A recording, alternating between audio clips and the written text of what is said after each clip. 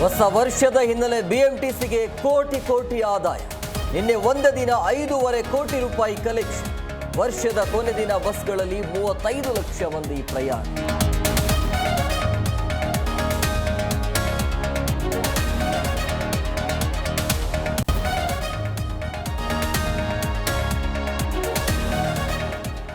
ಹೊಸ ವರ್ಷಾಚರಣೆಯಿಂದ garbage ಸಿಟಿಯಾದ Bengaluru.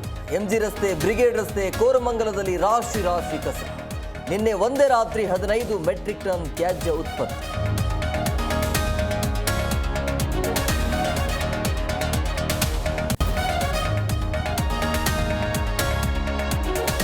KSRTC ಮೂಡಿಗೆ 9 ರಾಷ್ಟ್ರೀಯ ಪ್ರಶಸ್ತಿ.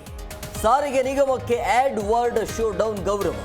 ಅಶ್ವಮೇಧ ಕ್ಲಾಸಿಕ್ ಬಸ್ಸುಗಳು ದೇಶದಲ್ಲಿ ಅತ್ಯುತ್ತಮ ಅನ್ನೋ ಗರಿಮೆ.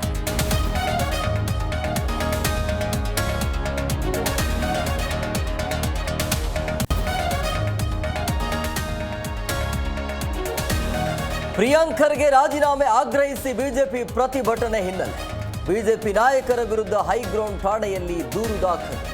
ಛಲವಾದಿ ಸಿಟಿ ರವಿ ಸೇರಿ 13 ಮಂದಿಯ ಮೇಲೆ ಎಫ್ಐಆರ್.